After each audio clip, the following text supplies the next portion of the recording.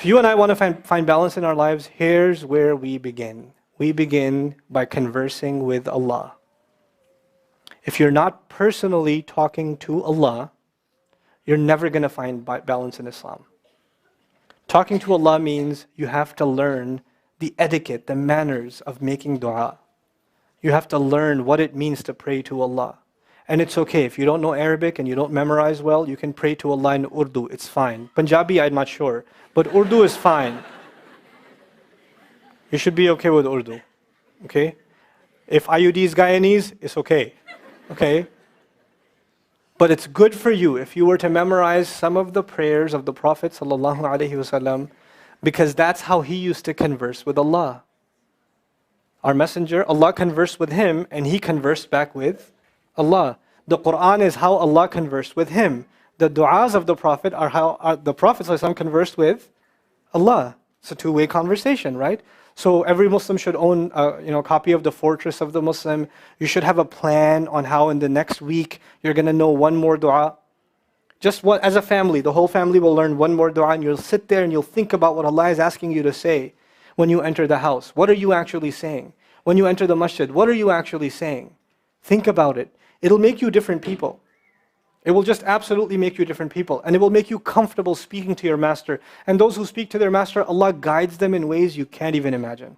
You would think, Ustaz, in the middle of all of these groups, and all of these ideologies, and all of this information on the internet, and all of the attacks on Islam, there's so much confusion. How in the world are we supposed to find guidance? How are we going to find guidance? And my answer to you is, if you talk to Allah, then you could be in the darkest times and in the most hopeless situation, and Allah will find a way to guide you. This is how I wanted to end this. The story of Robert Davila. You know who that is? No, you don't, because I do. 3 months ago, I gave khutbah in Fort Worth. I haven't been to that masjid in 4 or 5 years, and they invited me for some reason, and I went. And I gave khutbah there. My khutbah was about dua. An Egyptian fellow comes up to me, a young man came up to me afterwards, he goes, Allah fulfilled my dua today. And I said, what's your dua? He said, my dua was that Nouman Ali Khan should meet Robert Davila. I was like, are you Robert Davila? He goes, nope, I am not Robert Davila. Robert Davila is my friend. But I think Allah is fulfilling my dua. I was like, fire away, I want to know. Robert Davila is a young man who lives in a town 40 minutes past Fort Worth. He was a farmer, young guy. And he was hit with some sort of genetic disorder that kicked in later on in his life, and he became paralyzed from the neck down. And he lives in a nursing home. Most people in that nursing home are 90 years, 100 years. They're really, really old people. And then there's, his room where he's paralyzed neck down. He's the only 30-something-year-old that is in the nursing home, okay? And he's been in that nursing home for the last 10 years. His family got a computer for him that's voice activated, so he can give voice commands, put a headphone on and Google stuff and search stuff so he can surf the web and find information. In his room, and by the way, staunch Christian family, the minister comes and prays for him every week and things like that. And his best friend was in the bed next to him. One of his best friends. He became best friends because he met him at the nursing home. This person was also paralyzed and he needed a new liver. Okay? A liver transplant. He was waiting for a liver transplant. And they used to talk about, God and things like that all the time. They were good friends. Finally, his best friend got a call that there's a donor available for the liver. So he's so excited. He goes, Robert, I'm going to miss you, but I'm going. I've got a donor. So they take his friend and they go into the operation, and his friend died at the operating table. Now his friend, who's also a Christian, the deceased friend, his sister, took one of the amulets of his friend, a crucifix, and she gave it as a gift to Robert. This is a reminder of your old buddy. So he hung it on the side of his hospital bed. Robert Davila lives a pretty decent life in there. The nurses take care of him. He's a happy guy. And one day he goes to sleep and he sees a man in his dream. That man says his name is Muhammad. And he says, pointing at the crucifix, God did not send messengers so they would worship the messengers. God sent messengers so you could worship God. And Jesus was just a man. He walked in the markets and he ate food. He walked in the markets and he ate food, and the dream stopped. He only knows that Jesus was just a man. He knows there's a man named Muhammad that said that to him. He said that messengers came so people could worship God and not the messengers. This is all he knows. So he starts Googling Muhammad. He finds Islam. He takes Shahada. When he takes Shahada, he wants to learn about the Quran. So he goes on these chat sessions and finds somebody needs to teach me Quran. He finds a brother in Egypt that he gets together with on Skype to try to learn Arabic. Learned the Arabic alphabet. Once he learned the Arabic alphabet, he learned to recite the Quran. He memorized 10 surahs from his hospital bed. Then he said, I'm beginning to memorize the Quran, and I'm beginning to learn about this prophet, but I need to understand the Quran. So he starts Googling how to understand the Quran. And for some reason, he ends up on my videos. And he starts watching my stuff. And he watched almost everything. And then here's the kicker. In the nursing home, there was an Egyptian fellow that used to come in and do some repair work. The Egyptian fellow has his own awesome story. The guy had basically lost faith. He wasn't religious. The nearest masjid to him was 50 miles away. So he didn't really go to Jum'ah much anymore. But he felt a spiritual void, so he started going to the church just to feel closer to Allah. Raised Muslim. He goes to the church just to feel closer to Allah. He's passing by Robert's room one day and he hears وَالْعَصْرِ إِنَّ الْإِنسَانَ لَفِي خُسْرٍ. So he walks into his room and says, Robert, what are you listening to? Robert says, nothing. That was me. And the guy says, you're Muslim? He goes, yeah, I became Muslim. And now this friend is in shock. How does Allah guide someone in the middle of Churchtown, USA, in a nursing home, with a crucifix on the side of his bed that he doesn't even have the physical strength to move, and the guy himself says, I want to come back to Allah. So he tells him about his, the friend he found online, Nouman Ali Khan. So the Egyptian fellow starts watching my videos. And then he says, I wish I could meet him one day. And he says, okay, I'll pray for you. And after 5 years, that Egyptian friend shows up at the same masjid that I haven't been to in 4 years. And after Jum'ah says, I think Allah wants to fulfill my friend's dua and my dua. So I said, I think He does. Let's go. So I took a few of us and we went. And we met with Robert.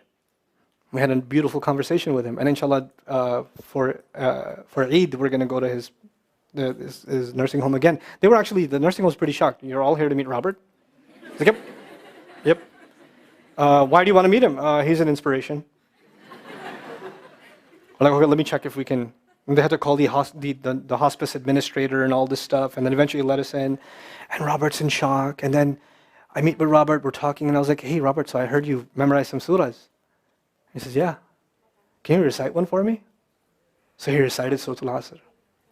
Not one of us was not crying. We're just in tears. When somebody turns to Allah,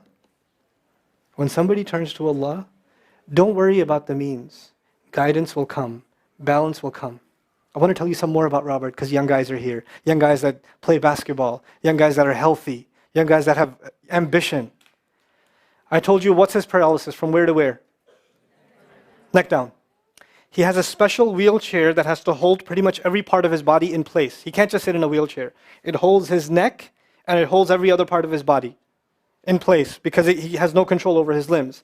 And he has to have a special van where the wheelchair locks in so that if it goes through a bump or whatever, he doesn't, receive the shock.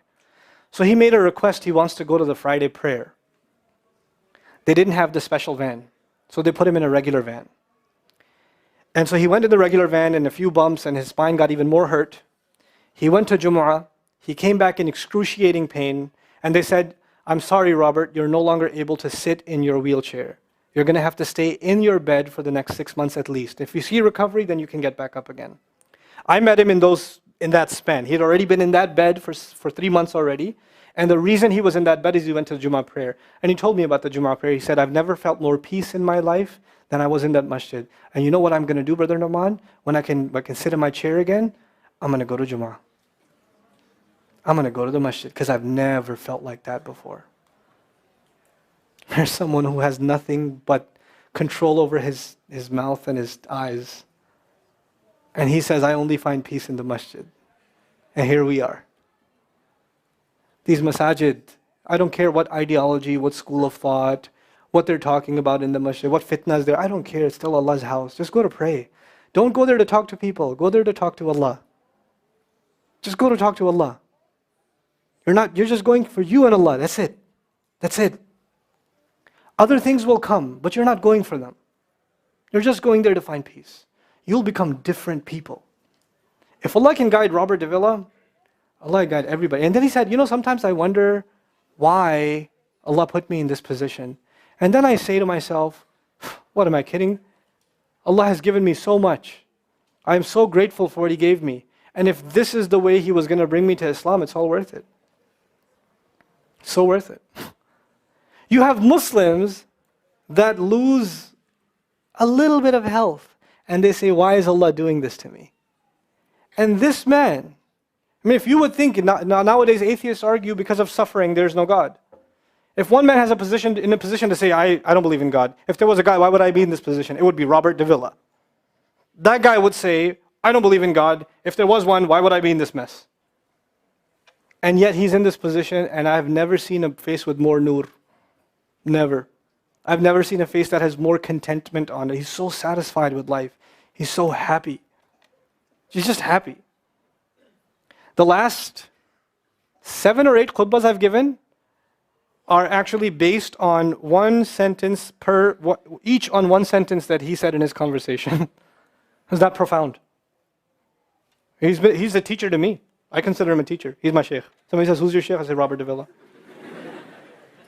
Really? Is that a pizza place? Or no. The guidance is all around us. You don't have to get worried about what's not there. There's plenty there. You know what Allah did for the people of the cave? He even guided them in where to sleep. He even guided them on where to turn. As the sun was coming, they'd turn away from it. As the sun came from the other side, they'd turn the other way. Allah will guide you in your sleep when you make dua to Him. He'll even guide you in your sleep. Every toss and turn will be guided by Allah. Can you imagine? We shouldn't be skeptical in Allah's guidance. We shouldn't worry about how am I going to find balance. No, that's Allah's job to guide you. Your job is to talk to Him. Your job is to get sincere. That is the message I have for you. That is how we're going to find balance. Honestly.